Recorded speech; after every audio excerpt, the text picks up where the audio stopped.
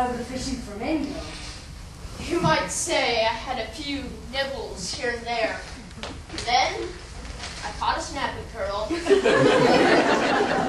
thought you said you only spoke to those you feel God directing you toward. And so I do, Joseph. You know, a root of bitterness is a curious thing.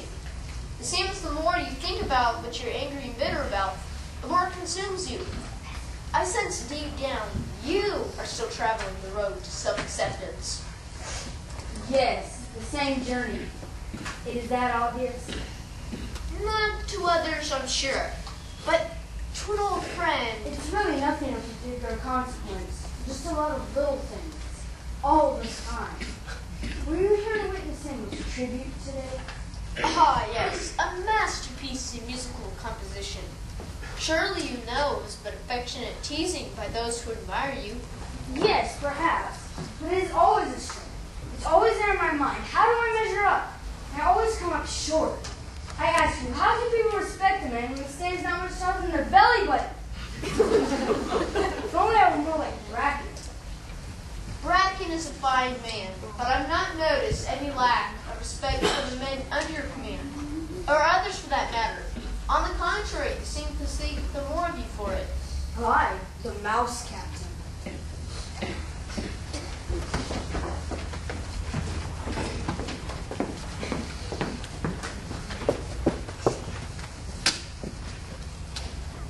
God, I hate being small. I hate it. I continually ask myself, why did he make me this way? A person can always wear better clothes or teach themselves manners or even work hard and improve their sword fighting, but no one can ever make himself taller. Even the Bible says that. Which of you, by taking thought, can add 1 cubit unto his stature? There, you see. No matter what you do, you can't change it. Yes, I see. You are angry with God for the way he made you. I believe we all have things we wish were different in our lives. Do you remember our words about the paintings this morning?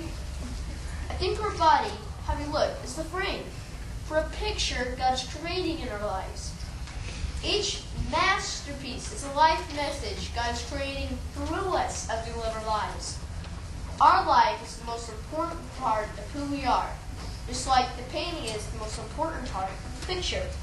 Do you understand what I'm trying to say? I think so. When we read the scriptures, Joseph, we see again and again the hand of God working in ways that are beyond us to understand. I believe a person has 2 choices. They can be angry and bitter about the unchangeable things of their lives, or they can believe God has a purpose and a plan for making them the way they are and thank Him for it. Thank him for it? I don't feel thankful. I don't think feelings are necessary to do what is right, do you? Let me put it to you this way. When you are sent into battle, do you refuse just because you don't feel like it? When you're in charge, do you say to your men, do this, if you feel like it? Of course not. It would be ridiculous. You just do it whether you feel like it or not. Joseph, But to thank God when... Well, it seems so double-minded. faith, I think, is more an act of the will than a feeling. I will obey even if I don't feel like it, or I'll trust God even if I fully don't understand.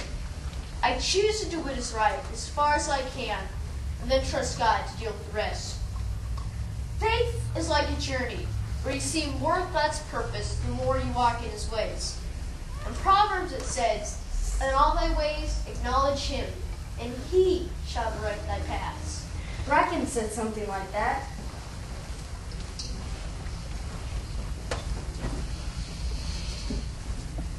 So what will you choose, Joseph? Where will your journey lead you?